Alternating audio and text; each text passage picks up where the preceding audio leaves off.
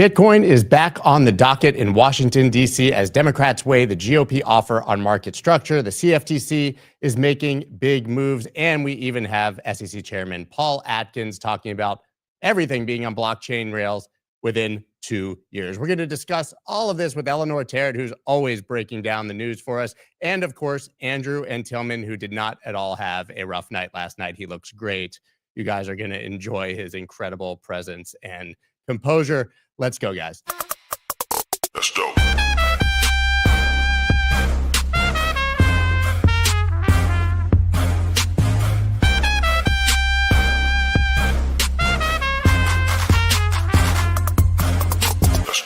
Good morning, everybody, and welcome to the new studio where we have sound and functioning things. Hopefully, I don't want to jinx it. I'm back to running our stream here on StreamYard today, but in the studio, we're in the in-between. Hopefully, you guys can hear me. Can you guys hear me? Eleanor, Andrew, Tillman? Loud and clear. See, I'm not having trouble with the mic. Looking good. I'm wearing a hoodie. I couldn't do it for another day after. Like being stressed is one thing. Being stressed in a suit is a whole other experience. I'm not going to be stressed in a suit today. But yeah, let's talk about Eleanor. Let's break down right now what's going on here. Democrats weigh GOP offer on crypto market structure bill. Seems like we had incredible tailwinds on this throughout the summer. Then we had a government shutdown. Then we've had a little fear, uncertainty, and doubt with random letters from Democrats. Where do we stand right now on market structure, this being the Clarity Act, and how meaningful is it that we still get this passed? That's right. So we have the Clarity Act, right, which is the House passed version that passed the House in July, which passed alongside the Genius Act. And then this was passed up to the Senate, and now the Senate has its own version, and it actually has its own name. And don't ask me to, it's an acronym, and I can't remember the name of the acronym right now. So as the Senate usually does with these things, they put their fingerprints on what the House has done. And so for the last couple of months is exactly what the Senate has been doing. They've been taking the Clarity Act, they've been sort of picking it apart and putting their own fingerprints on it. And that's kind of why it's been taking so long. And I think the frustration here, a lot of the frustration has come from sort of the House and also proponents in the crypto industry who saw the Clarity Act and said, this is a good bill, let's just pass this bill. People saying, well, why can't we just get this passed by the Senate? Why does the Senate have to kind of finagle all this? And why can't we just pass as is? But that's what we've been seeing. And where we stand right now is we're coming down to the wire. We've got this next couple days in Congress. We've got next week in Congress before they all go home for Christmas break. And we're trying to get a markup done. And what it's looking like right now is that there could be a markup in Senate banking, hopefully next Thursday. They all leave for Christmas break on Thursday. But Democrats and Republicans they still haven't agreed on a text yet. So we have a text we saw a couple weeks ago from Senate Ag Committee. Remember, there's two committees working on this, right? So market structure is separated into CFTC jurisdiction with Senate Ag and House Ag, and then banking with Senate Banking and with House Financial Services. We have text from the Senate side, Senate Ag side, but we don't have Senate Banking yet. And arguably that's the most difficult part, right? You've got the illicit finance conundrum with DeFi on that side of things. You've got the ethics portion, and the White House is very involved as well. And yesterday, Mark Warner saw him at the MoonPay offices in New York City. He came for a chat, and he basically said that, it's going to be tough to get that markup next week done because the White House is very involved in this as well. They're kind of looking over the text right now, figuring out how to get this ethics language right. Obviously, this bill has to be signed by President Trump at the end of the day, right? So when you have the ethics language in there that the Democrats want to get through, President Trump's not going to sign something that says I can no longer sell my meme coin, or I can no longer, get World Liberty things done that my sons want to take part in. It's very complicated, guys. And as we all know, it's been a process, and we are still very much in the middle of that process. So it's an amazing picture. Yeah, there he is. Concerned about what's going on. But a bit of an awkward stance. I think I caught him at a weird time there. Okay, I'm here right now. I'm super happy. But from sort of your tone in this tweet, it sounded like he's a bit frustrated that the White House is so involved. I mean, is that accurate? Because it kind of the get out of the way and let us do our Congress thing is what it sort of seemed like. Yeah, definitely got that vibe. You kind of said, Republicans need to figure out whether it's going to be a White House bill or whether it's going to be a congressional product. And, to his point, it is a congressional, product at this point. We've got the Republicans and the Democrat staffers. You know what? I've been very interested in this whole process that I've been learning about, how bills actually come to fruition. It's really the staffers that do a lot of this work behind the scenes. And then the members kind of come in at the end and they really sort of hash out like the difficult parts of the bill, I would say. But it's been staffers on the phone, hours on end, days on end for the last couple of weeks, just really trying to hash out these really difficult parts. There was a member meeting today on Capitol Hill between Republicans and Democrats. Bernie Moreno will be there, Senator Lummis, Tim Scott, Senator Haggerty, Senator Gillibrand. So it is bipartisan. So there should be some progress today. Hopefully there'll be some news at the end of the day. But it's a work in progress. I don't know if that will be a stalled work in progress. We will see. But it's tough. It's tough to put everybody's wants and needs in there, right? Yeah, it shouldn't work that way, but it obviously does. But obviously, we still have also the bank CEOs involved. I mean, this is, the biggest names in the world: Wells Fargo, Citigroup, Bank of America, also here talking about crypto market structure. We've had a lot of stories, guys, about Brian Armstrong being there, Brad Garlinghouse being there, but this is the CEOs of the major banks that are now meeting with senators about crypto market structure. So massive stakeholders. And Mark Warner made the point yesterday that the Genius Act, which passed in July, the banks weren't exactly, they had some input, I think, on the early discussion drafts, but they weren't as involved with sort of these discussions with lawmakers as they are on market structure. And you're really seeing them come in and have a say. And I think you're seeing that a lot more with the questions over stablecoin yield, right? I mean, that is actually something that is a real thorn in the side of this bill. And Warner brought that up yesterday. This notion of the rewards. Are we going to see something, maybe language that not like repeals what's in the Genius Act, because obviously that is law, that stablecoin yield is not allowed, but this notion of rewards, and is there a way that, language can be put into clarity that might, amplify that, or maybe like pull that back a little bit. The banks are obviously very against this rewards notion because, they're worried that it's going to pull capital from them. And so, I think that is probably what they're coming to the Hill to talk about on Thursday. Yeah, I love that. They're obviously concerned that they won't be able to give their 1% when they're getting 4%. 1%? Where are you banking? I'm getting like 0.04%. I'm getting I've got Jamie Dimon on speed dial for the yeah. Well, I think we need to update the whole. Yeah, I'll just become the law. The whole little the cartoon about how a bill becomes a law. I'm just a bill. Yes, I'm only a bill. Yeah, that needs a reboot, right? It's not necessarily how it was like 45 years ago. So that needs an update. We need to have staffers in that little cartoon now, right? Like the part that they play. Right. And there is a, with the Senate, I'm sure you guys remember with the Genius Act, right? There is this whole notion of the 60 votes, right? So it's not like the House where you can just pass it on a majority. With the Senate, what likely will happen, if we have this markup next week, you can push it out of committee because there's more, obviously there's a Republican majority in the Senate right now. So you can push it out of committee with the numbers. But when it comes to the whole Senate floor, you need those Democratic votes. You need some Democrats to come on to really push it through the whole Senate. So what you might see happen is if there is a markup next week, then, some Democrats may vote yes in the interim and say, okay, we'll vote yes to get this out of committee, but we want revisions in the meantime. So over Christmas break, there may be some more work on it. And when it comes to the Senate floor in January, you may see some more changes there in order for Democrats to come and vote yes on the final vote, as it were. But, Tillman, Andrew, either of you, is this still the next catalyst that we're waiting for? I still think that this is actually really important that we get this done. Yeah, I think it's really important. Sorry, I couldn't hear you, Andrew, last time, so I had to jump off and jump back on. Of course, it's important. Of course, we've been waiting for this for a long time to finally be at the table, finally have clarity. I'm pretty pessimistic that we're going to get it on all the fronts that we need it on, quite frankly. But if you look at Coinbase and you look at some of the other leaders in the space, it doesn't really matter. The cat's out of the bag. I mean, the banking services are already integrated. The threat has already arrived. So for them not to get something done, I just think that the proverbial cat's already out of the bag. I don't think you can put it back in.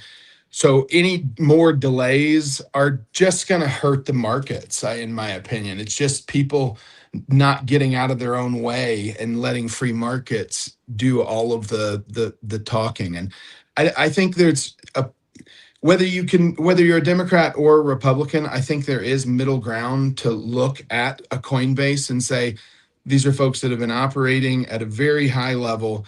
They are now on the S&P 500. They've essentially written the standard best practices for the industry domestically. I mean, they've been the juggernaut for sure. Why are we relying on politicians to get anything done when honestly, I don't think they understand the 6 inches deep into our industry, much less like the nuance of DeFi. And DeFi, let me tell you something, of anything that I'm excited about in the space, DeFi is up there at the top of the list because it's getting integrated at such a seamless level into exchanges that you can participate without even knowing you're participating, right? It's just now push button. It's like, lend, borrow, those types of arbitrage opportunities in the banking world, we've touched on this, are just massive shifts in profit sharing potential with financial institutions and their shareholders, or i.e. their customers. And I think just like Bitcoin rewrote the rules on instant settlement, rewrote the rules on democratization of access, rewrote the rules on all of the decentralization of the financial networks, I think this is a continuation of those rules getting rewritten. And we can't go back. We've already seen the promised land. Like, to think that our financial systems aren't going to be built on the back of blockchain going forward, I think is pretty naive and pretty, archaic way to think about the markets. And especially if you look at, forget Brian Armstrong and Coinbase for a second, look at BlackRock and Larry Fink. They are going to get some. Yeah, I know. I did that just for Andrew. That's your lead in, Andrew. There's a twinkle in my eye and a twinkle in my eye. You've been activated. Go ahead. No, there's so many angles here, and it's great that we have Eleanor here because she covers them all so well. There's so many angles here. 18 months ago, we were in a spot with most of crypto where there were 2 potential outcomes. Either your business, we're going to put your business out of business from a regulatory and legal standpoint, and we may possibly put the founders in jail if we feel like it, right? So now we've moved to a spot where, okay, the politicians are on board because a certain section of those politicians got their teeth kicked in by the crypto lobby and then crypto voters in the last election. So now we got to get involved. And then, now you've got, now they're going to say, okay, we're pro crypto, but we may put some things in here that aren't going to be all that helpful for the crypto movement at large. So, I'm of the opinion that, no matter what government does or what side of the government does it, whenever government gets involved, nothing really gets better. It generally gets a little bit or much worse. So like Tillman, I'd rather them just not be involved. That being said, I think it's great that we have the likes of Coinbase as part of the movement here, given their scale, right? Without a voice like Coinbase or the scale of Coinbase, we'd have a real hard time with a lot of this stuff. And I'd be much more concerned about what comes out of a bill like this. Still not thrilled that, given the scale of Coinbase, certainly it's within their interest to put their thumb on the scale a little bit and get probably what they want out of some of this stuff. Right. It's also compelling, that the likes of BlackRock and JP Morgan are saying blockchain is here to stay, and it's we've got to embrace it. That's, again, that's compelling and meaningful. But what do we get in the end? It would almost be better if both sides keep fighting, nobody's happy about it, and it gets pushed off a little bit further, because then the market. It's only true if the people in power are interested in actually passing it when the time comes, and this might be a Goldilocks moment where actually there's a chance of getting this legislation done. I mean, it's not just legislation though, and Eleanor, I just want to keep focusing on the things you've been tweeting about, obviously. and this is a huge story. New CFTC acting chair Carolyn Pham just announced the launch of a pilot program that will allow Bitcoin, ETH, and USDC used as collateral in U.S. derivatives markets, right? I mean, this is yet another absolutely huge one. Here's the article on CoinDesk, but as usual, you broke it first. I mean, it's not just the Senate we're talking about. We're talking about the CFTC. We're talking about the SEC literally every day. I mean, there's some news about this. Yeah, right, exactly. And I think the industry is encouraged by that because we are seeing so much activity out of the CFTC and the SEC. Atkins and Pham are coordinating, it seems. The agencies are actually finally speaking to each other and working together. Pham, I think, she'll be leaving soon, right? Mike Seelig is going to be confirmed, I think, relatively soon as well. There was supposed to be a vote for him last week, and that had to get pushed off for some procedural reasons. But the point is that he'll be confirmed soon, so we'll have a permanent chair of the CFTC. So you could probably expect to see more of this kind of stuff. But to your point about having, industry advocacy on the Hill, like Coinbase, and you made a good point, Andrew, like Coinbase is big. They've got, a lot of people on the Hill advocating for what they want. But at the end of the day, Coinbase is a centralized exchange, right? There's a lot of other crypto outfits out there who are not Coinbase, who, the DeFi component of crypto, right? You've got the DeFi Education Fund who's out there advocating for, decentralized wallets, for software developers who, are just as big of a part of the crypto community as, the centralized, like the Coinbases and the Ripples and the Kraken. So all that to say is like, you can have all the advocacy on the Hill that you want, but at the end of the day, codifying this stuff into law is really what's going to be that gets this stuff, done, because the CFTC and the SEC can, put down guidance, they can do rulemaking, but that stuff can be repealed in another administration, right? We can have another Gary Gensler, we can have another Biden administration come in a couple of years' time. It is much harder to repeal a law, right, that's passed by Congress than it is to repeal rulemaking by a federal agency. Yeah, we've seen that over and over again. I mean, executive orders are only as good as the president who's sitting, and regulatory guidance is only as good as the party in power or whoever's regulating and their general opinion on the market. So I still think that clarity is really important. But this specific news, right, the CFTC allowing these things as collateral, it comes on the back of JP Morgan recently saying they'll accept Bitcoin and Ethereum as collateral. I mean, I'm just going to show this really quickly, a clip, but here's Jamie Dimon literally like talking about tokenization. This guy was, the ultimate Grinch for crypto. Always been using technology to do a better job for the client. And we're going to do the same thing in tokenization. So tokenization, blockchain is real. It's been around for quite a while, but now it's becoming more effective, more efficient, because people are finding ways to do it faster and cheaper, permission or not permission. And it is also important for you and the people to understand that we need some kind of guardrails around it. Because when we do a lot of things, we have to...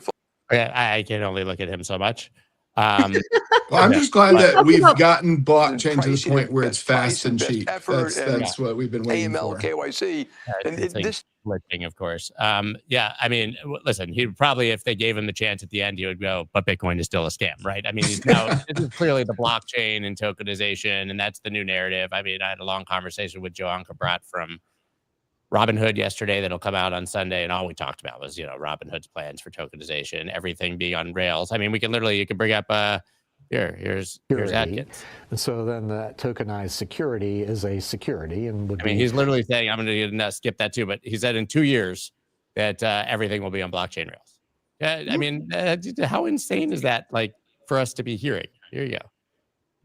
SEC Chair Paul Atkins says all U.S. markets will be on chain within 2 years. Okay, that's bullshit, by the way, but still, I love the spirit. That's that's an accelerated timeline. Did you see my scoop yesterday about Ondo's investigation was closed?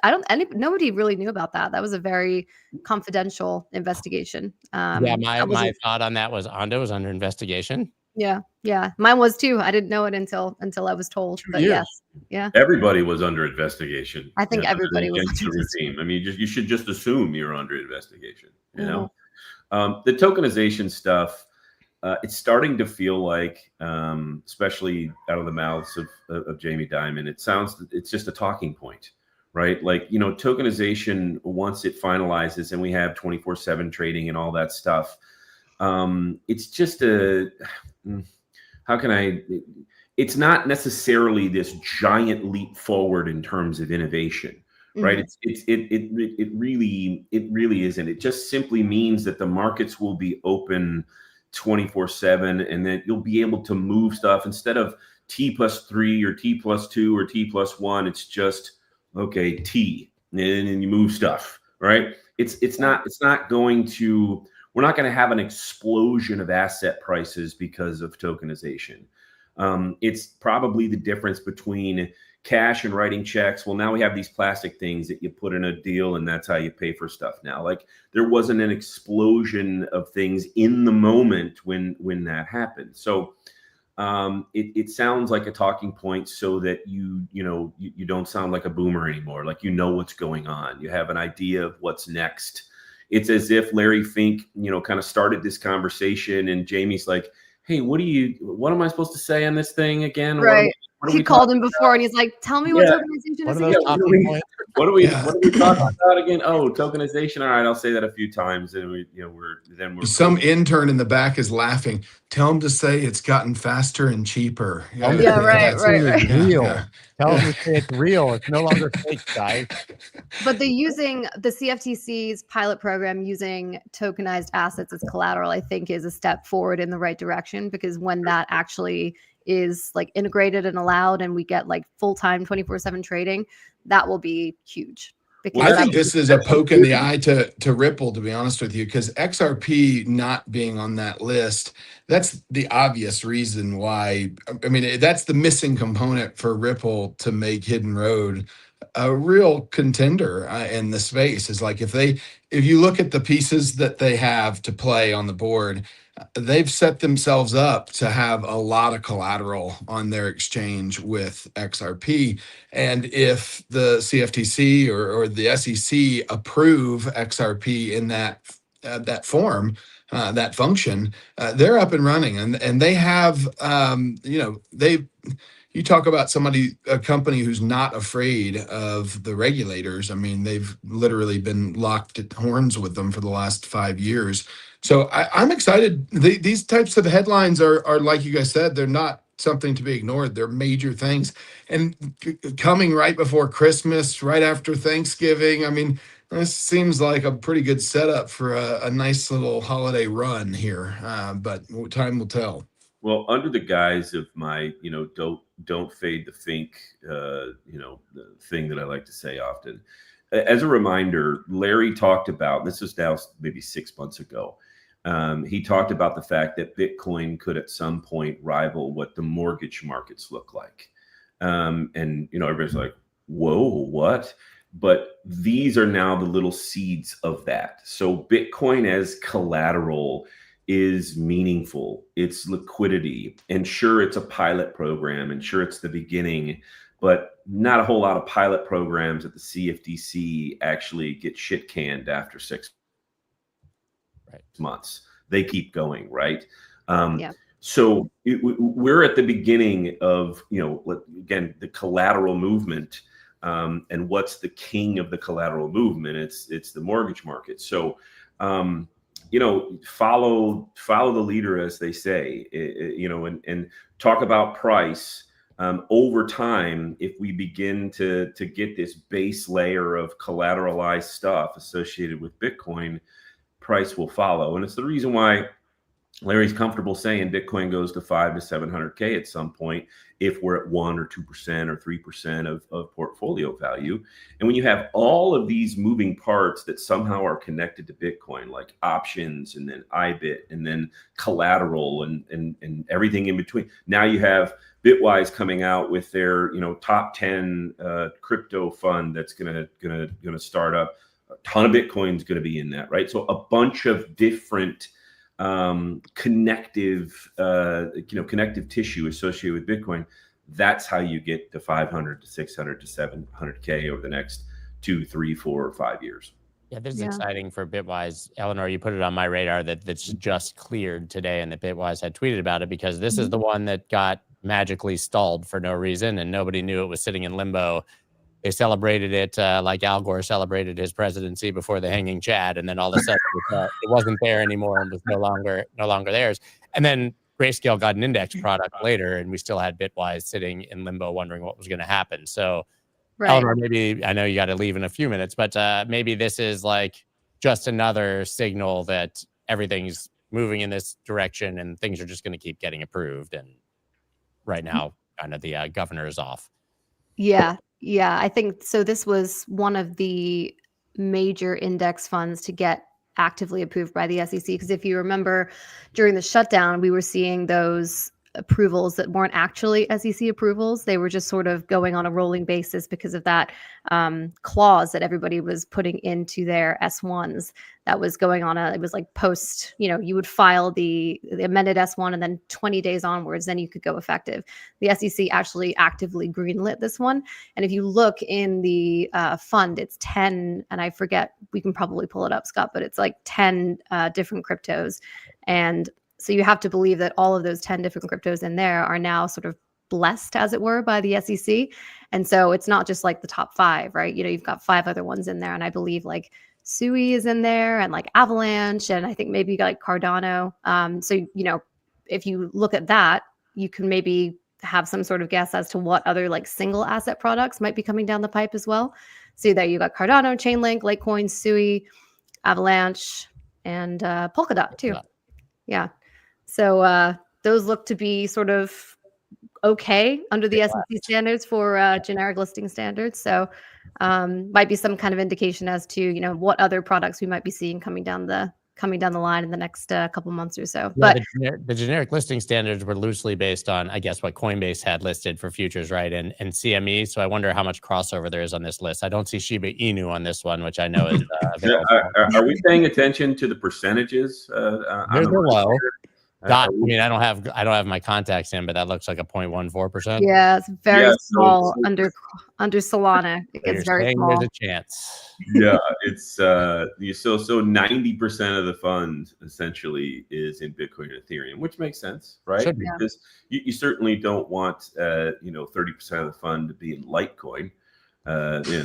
Discussion for a different day. Litecoin's just catching strays here. Like Litecoin did well though. I believe Canary's Litecoin ETF actually did on its debut. It outperformed, I think, expectations anyway. So yeah, I mean the Doge one flopped, but Litecoin was decent, but XRP and Solana were spectacular. Yeah, right? Did really well, and have plowed through inflows, even as we've seen massive outflows from Bitcoin, Ethereum. Eleanor, before I let you go, anything else we might have missed on your radar? Just want to tell you in the beginning when I said that there were 2 names for the bill. So there's the Clarity Act, that's the House's act, and the Senate one is the Responsible Financial Innovation Act, so the RFIA. Couldn't remember the name in the beginning, so just wanted to follow up with that. But your brain didn't just go straight to responsible. That wasn't like a correlated value there. It's too early. But yeah, keep an eye on my Twitter feed. Hopefully we'll get some semblance of what we might see in the coming days after today's member meeting. And there might be a markup next Thursday, so we'll keep an eye. Awesome. Thank you so much, Eleanor, and hopefully we'll see you on the channels a lot more in the near future. Sounds great, guys. Have a great day. Everybody check out her and check out Crypto America. It's awesome. So thank you. Quick plug. All right, guys. I'm going to let Eleanor grow. So before we talk about other things, there's a couple more stories. I still want to think here. You can't hear me? So can I'll be right back. Quickly, responsible financial innovation of America. That could possibly be the dumbest name of anything ever. It goes to the reality of just how lame politics actually is. I mean, seriously. You mean that the Inflation Reduction Act did not? Yeah. Are you saying that there's misdirection in the naming of legislation in the United States? So we should just assume it's the not even close to Responsible Financial Innovation Act. Like it's the opposite somehow. It's just financially innovating responsibility it's just the level of stupidity. And again, you go back to the reality that anything the government touches, especially as it's gaining steam in the free markets, they're just going to make it much worse. And if irrelevant arguments frustrate you, then you couldn't be in that room, because there's probably more irrelevant statements being made about blockchain. And the fact that we are talking about the tokenization of real world assets like it's anything more than just the tokenization of securities at this point is a joke. And I honestly think it's a harvesting tool. I think Wall Street has seen a new a new type of investor. Let's call it that. I think that, the crypto investors are maniacs to some degree. And I put ourselves in that group. And I think that there used to be a time where the stock markets carried that level of panache and that level of engagement. And I think, quite frankly, if you look at the volume of some of the major markets, the CMEs specifically, it's very small. It's not very overwhelming as it pertains to the market participants and really how excited they are about participating. And then you look at that very same thing on the crypto front. And I want to ask you guys both the question: over the last 10 years, go back as far as you can remember. Do you remember how big of a pain it was to do anything in the space? Like literally just sending any crypto to anybody was that Bitcoin transaction took like 16 hours or something. Yeah, that's what I mean. Great. And I remember finding myself at times going, yeah, man, this is really awesome, the tech itself, but the lack of communication between systems and the lack of interoperability across the board was just so frustrating and so fraught with danger.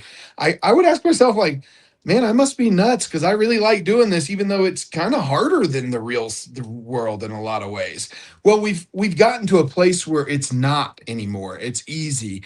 And there's just no putting that cat back in the bag. And I think the entire inclusion of real world assets in the conversation are only because Wall Street sees dollar signs attached to their products becoming relevant again, basically. Like, yeah, and nobody wants to be like Kodak and Blockbuster and Sears Roebuck either, right? I mean, if it's better and faster, they're certainly not going to let somebody else co-opt the better and faster before they find their way to do it.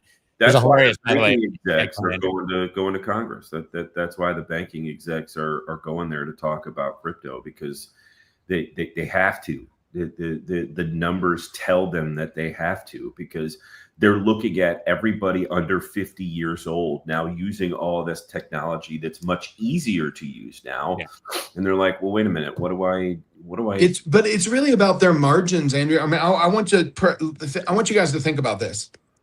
In order for you to get 4.25% in the old days of finance, you had to be a JP Morgan ultra high net worth, $20 million balance deposit at their private net worth bank. That's how you get big interest rates given to you on money market accounts. And everybody else didn't get to participate in that.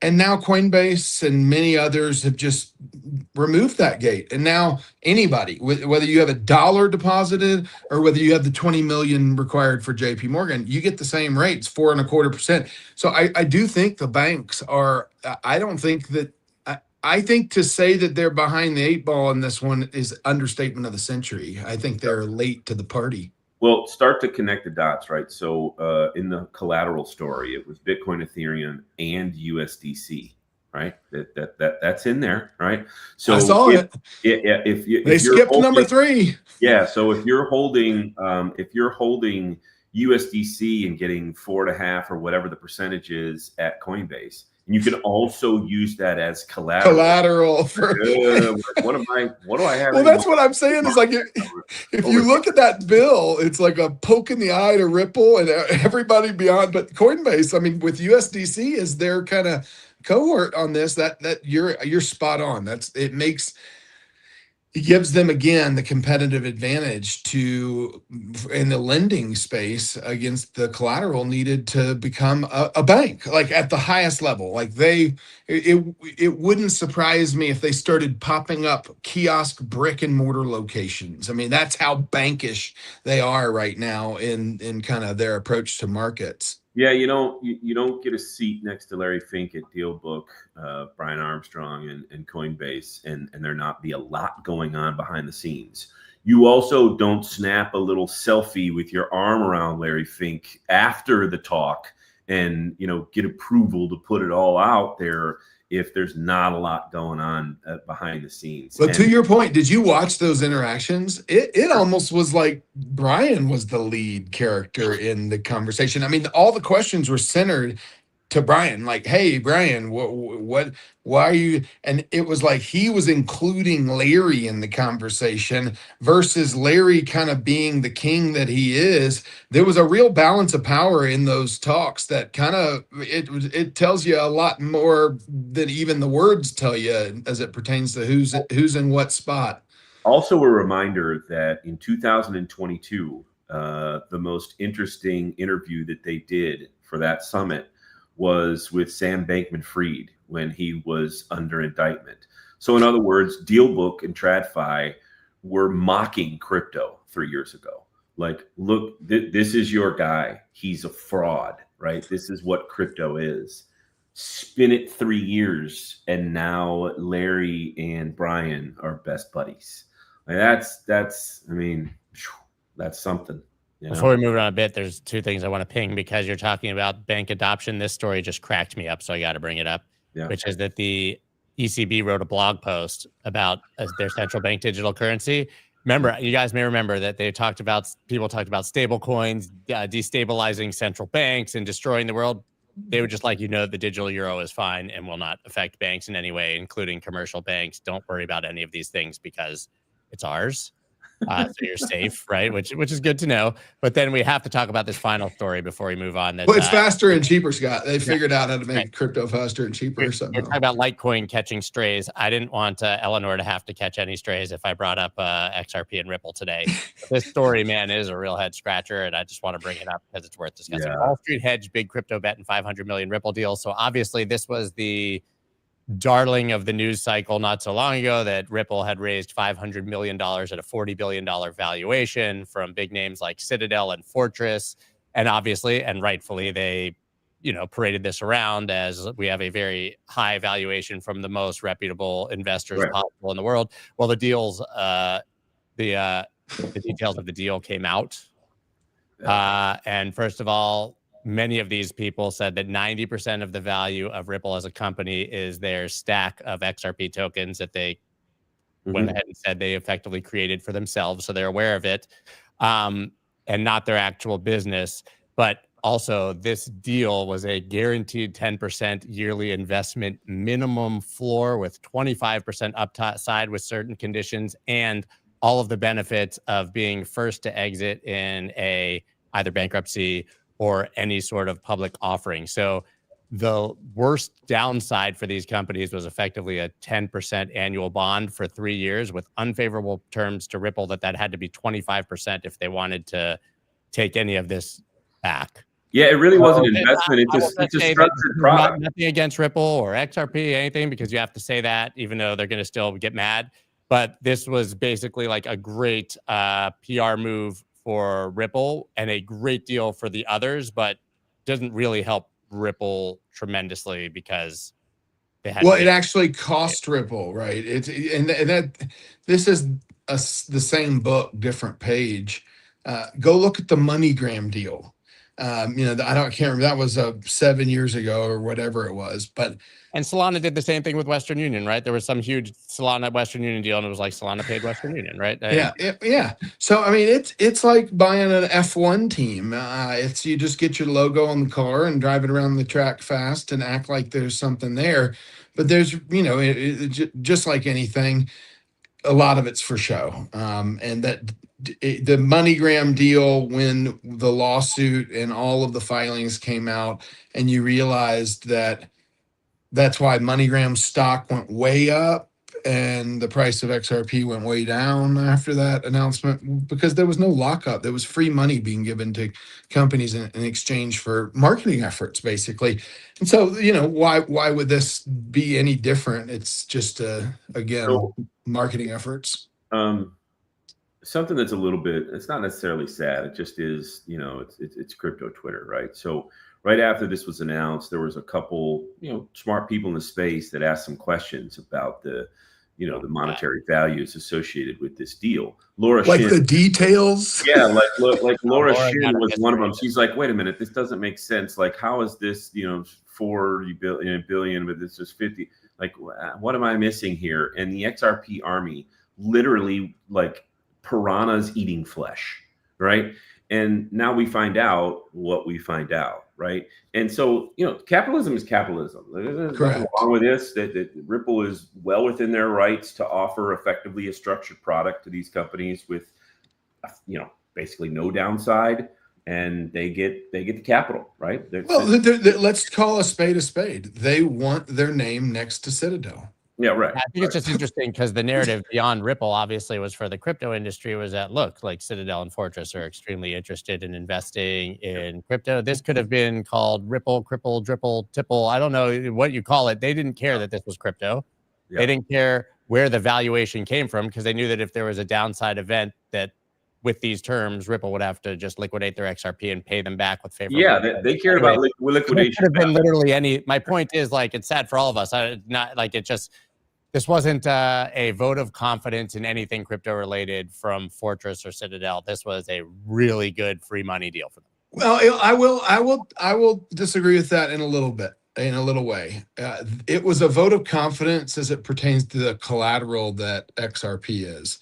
Because that's ultimately what the default would be. It's a haircut, though. So this was $500 million. And I think at their current valuation, they hold $80-something billion in XRP. And that was over 120 when this deal, I think, was done in July. I don't want to misquote the numbers, but those are the ballparks.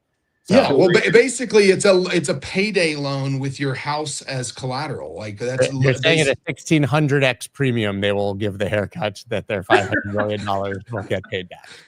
Yeah, very valuable collateral. It's again, Ripple has they've grown and they've scaled based on these types of deals, and it's how the game is played, and they've played the game. They've continued. They've fought real battles, right? They've been here from the very beginning. They've fought every battle. They're still one of the biggest, the only one that can say that, from that perspective. It's absolutely incredible. I think it's just always important to wait till the details of things come out before we, I guess, dig in too deeply. We got about 15 minutes left, and Andrew, it was originally going to be the three of us, so let's talk. Well, let's dive in. I mean, we Arch Public, we've been asked so many times based on our products, hey, you guys' products are so awesome. Why don't you start a fund? Well, we've started a fund, and over the last 2 weeks, the fund is open, and we've been taking interest and deposits. I'll let Tillman begin to tell the story. We've talked about it actually before. Yeah, we've talked about it before. It's officially live now, so we're pretty excited about the response. Send me the link. I can't find it because I'm on a different computer, but telegram it to me. Yeah, go ahead. Yeah. I'll shoot it to you. Yeah, super excited about showcasing, in our opinion, a better way to create a treasury type of structure. All of the treasury structures that you see today are predicated on debt. And buying Bitcoin on the back of debt. And, even the most sterling of the Bitcoin funds or treasury companies are starting to talk about when we're going to sell some Bitcoin. And so they've put themselves in a position where they have to do that. It's a foregone conclusion that if you're buying Bitcoin on the back of debt, that you have to continue to raise money, debt capital, and the lower the price goes, the harder that becomes. And so you have this self-fulfilling prophecy of essentially not being able to keep up with the demand because the capital dries up. And we're already seeing that. I mean, if you look at the treasury companies, they're all down, or not all, but most of them are down 90+%. So you go, okay, well, why is Bitcoin, even it being talked about as a safe haven, store of value, best savings mechanism, if we're not kind of learning from the past as it pertains to buying it with debt?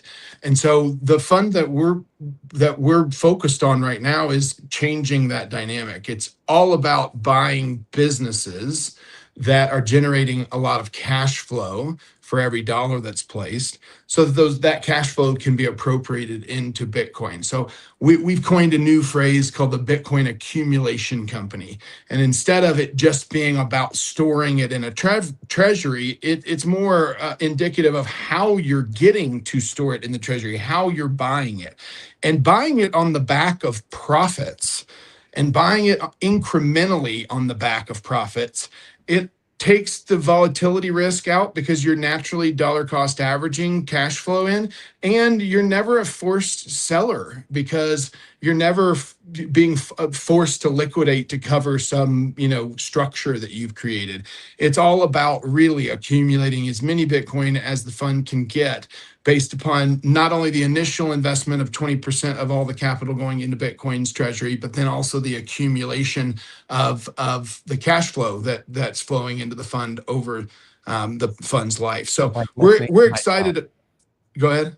I'm just laughing because I was the most outspoken leverage and treasury company, and just buy it and hold it and do nothing was the dumbest structure that was going to collapse. I mean, I was saying that when it was a very unpopular opinion that you should just have a business and buy Bitcoin with the cash instead of holding on to the cash.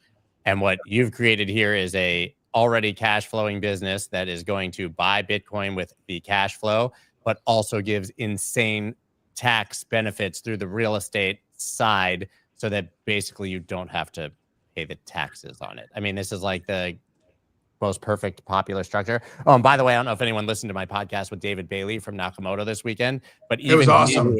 who was Great the job. opponent of the other side, was like, we're looking at buying cash flowing businesses to be able to buy Bitcoin with that cash flow. So yeah, welcome. Yeah. Well, I don't think there's a better way to rebuild the middle class in America specifically. If you talk about the entrepreneurial spirit and you talk about every business that is of significance, right? It started as a small business. It started with a vision of an entrepreneur saying, I'm going to change the world, and here's how I'm going to change it. And if you take all of those great businesses and the stored potential that they all had, if they had just put some of those net profits into Bitcoin. I mean, just think about the malls and the real estate plays on Macy's, Dillard's, Sears, like all of these massive American brands. If they had just done 10% of their net profits in Bitcoin, they would not be in the spot that they're in. They would be reinventing themselves. And I think that's kind of indicative of the reinventing ourselves as a nation at a entrepreneurial level. If every business just said, okay, I'm going to make profits. That's the nature of business. That's what my job is as a business owner, is to make profits for the shareholders or for the owners. And of that profit, where am I saving? Where am I trying to preserve my purchasing power?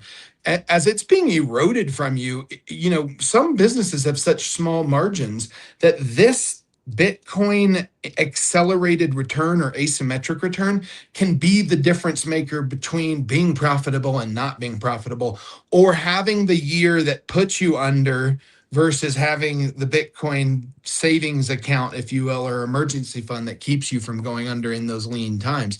So I think it's just a fundamental case for savings, and why people have lost their hope in savings, and Bitcoin can revive that hope. Bitcoin can really show the power of compounding over time. And if to think about it like a BTC Hathaway, it's just taking cash flowing, boring businesses and rolling it into BTC. Think about if any of those companies you mentioned, they would have the same problem that investors have for years. They bought Bitcoin really early and held on to it, and then had to deal with a massively overweight portfolio in Bitcoin. Not a bad problem to have.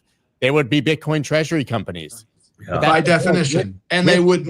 Any company that's buying Bitcoin cheaper than it's going to be in 10 years is going to have an overweighted Bitcoin position and be a Bitcoin treasury company.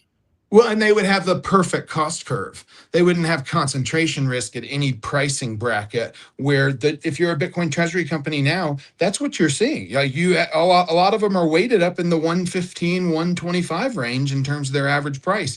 Well, you don't have that if you're investing cash flow, because every month you're putting incrementally something into that price exposure or that pricing bracket. So if prices are going way, way down, your cash is more potent against purchasing Bitcoin, which means your acceleration rate is higher. And if Bitcoin's going up, you're earning at a disproportionate rate, thus giving you an advantage against your competitors and in the market. It's a win-win if you can balance your exposure and your cash flow.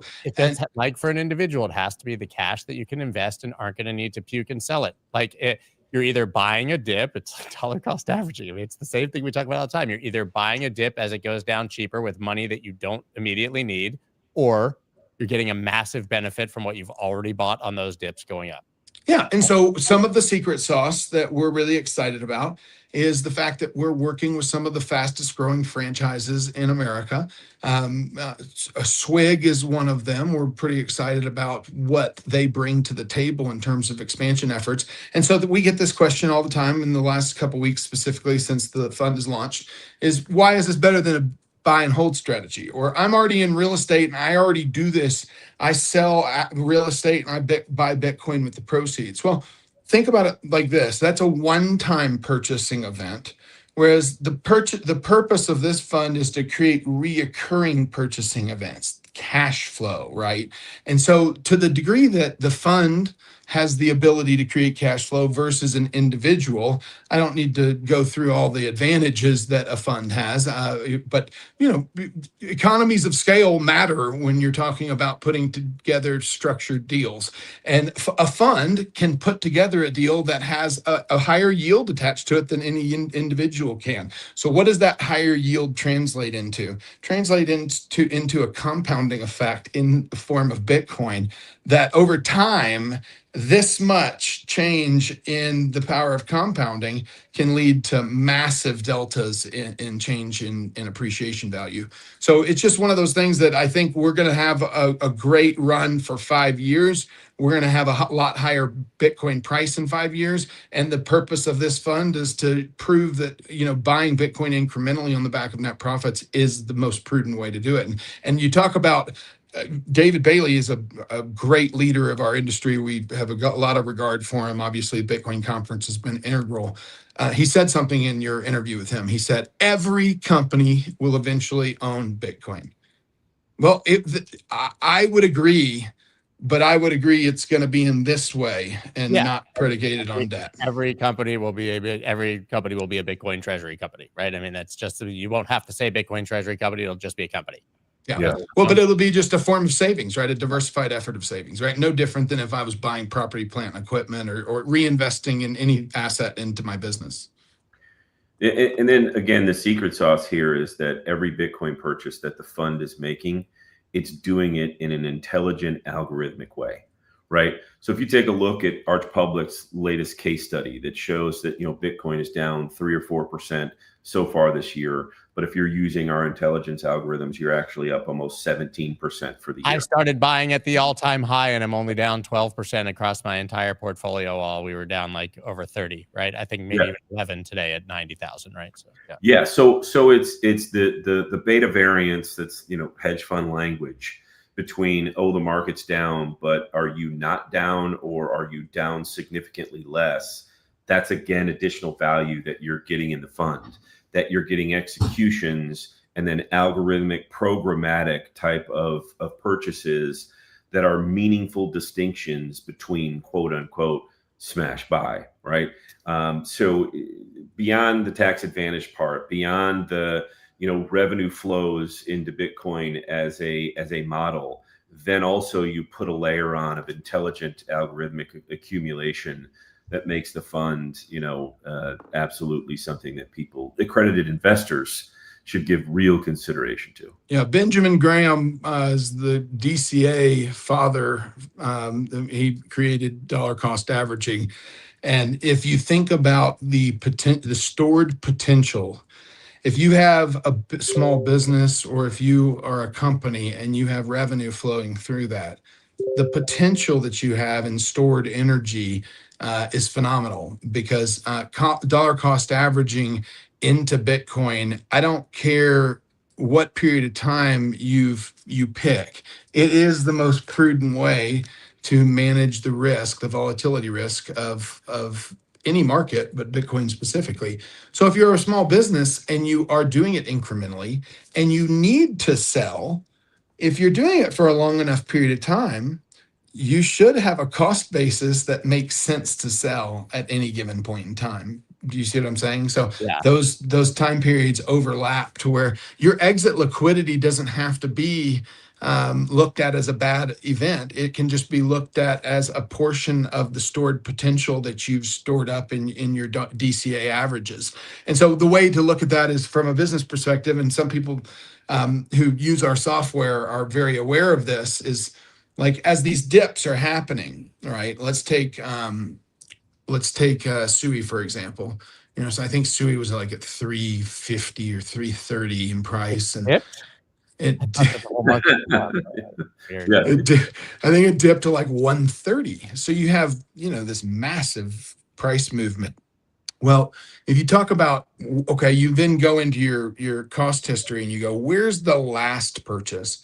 Well, your last purchase is like at 150 or 140 or wherever it is, right? So you have a stored potential of profits in that trade at that pricing level. Well, then you had another entry at 165, then you had another entry at 185, then you had one at $2. And you have this pricing ladder that has this stored potential. So it's kind of like looking at a rubber band, and you pull the rubber band down into the pricing brackets. Well, the ones that are more volatile have a wider standard deviation or wider swing from the mean, SUI being one of them. And so if you are able to consistently manage your cash against those buying opportunities, you're just creating future stored energy or future stored profits that eventually, if the asset doesn't fail, you will experience, right? Because unless you think that SUI's never going to go back to an all-time high and it's not a good project, then you essentially have a very blended cost curve that is an asset to you, right? Those cost averages that you have is the asset of trading incrementally. Can one of you give the 60-second breakdown of why this is so tax efficient and what it does for your taxes to participate? Yeah, so it's different for each person. We are not CPAs. We can't give specific tax advice. No, I'm not. I did not say that on the public forum. I'm not a CPA. No, he is not a CPA. But the reality is the big beautiful bill opened up some accelerated depreciation opportunities. But then also, if you have 1031 exchange money, that also qualifies. And then also, if you're a qualified real estate professional, then there's also some things to talk about with your CPA as it pertains to this fund. So very, very good entry benefits, but the exit benefit is what we're all focused on, which is the accumulation of as many Bitcoin as we can accumulate over the next 4 to 6 years. So we think, if even the low end of the range is realized, again, Bitcoin being in a fund like this is going to do its own showcase. We are not going to have to do much. It's just going to do heavy lifting. Yeah, the heavy lifting's done by Bitcoin. And honestly, this is how Michael Saylor started. Take it before he started issuing paper. What he did with MicroStrategy was go, oh, I've got a failing business. I need to appropriate a lot of these returns that we've had over the years into something that's going to give me flexibility in the future. And you talk about flexibility. I mean, we can't even figure out what it is because it has so much shape-shifting potential and qualities to it. So I think, that is something to be learned from. And I think if the sooner we as a country learn that, why are we all waiting for the US government to start a treasury? You can do it at your house. You can do it individually. You can do it at your business. You can do it inside your public company, your private company, small bit, everything, right? So I think it lends itself the same advantage. In fact, I would argue for a small plumbing company, for example, if you're not appropriating that cash flow into the Magnificent Seven from an investment perspective, or into your own business, and you have a measured return higher than the Mag 7, Bitcoin is this keep it simple, stupid, safest asymmetric upside opportunity that exists. And I don't say that lightly. Look at the numbers. I mean, what other asset has had the appreciation curve that it has had over the last 16 years without being taxed from a holding perspective. There's no barrier to hodling. It's not like property taxes that continue to erode into your profits. This is like a new type of an asset class. So we want to showcase it. We want to be the folks that bring the strongest character qualities of Bitcoin to the forefront of the fund so that people can really see the strength of Bitcoin instead of seeing it as just this highly speculative, risk on asset that, kind of what they see it now as. So you guys want to give the details here? Future, I'm blind. Yeah, Future go Fund, to Future Fund. Art. You can just Google Future Fund Arch Public or futurefund.archpublic.com. If you're an accredited investor, we would love to talk to you about it. If you're not, I'm sorry. We wish that they would change those rules, but we don't get to make the rules. We just have to follow them. So, by the way, just as an aside, before we leave. Again, we love David Bailey, Bitcoin Conference, Bitcoin Media, and all that stuff. Imagine if they'd have just, taken one of their business lines and instead of doing all this financial engineering, they just put, 50% of their profits into Bitcoin, right? And they just did that over the past 2 years and then said, well, we're going to take this company public because, hey, we're doing some cool stuff. It'd be a completely different story, right? Completely different story. Hindsight's 2020, right? But I don't think that still would have been at scale what he was looking for. Like, I still don't think it was big enough to go to the stage that they were looking to go to. I think that the public stage, going right behind basically Meta and Sailor, like those are the two. Like, I would put David's fund kind of in the third place there on the podium.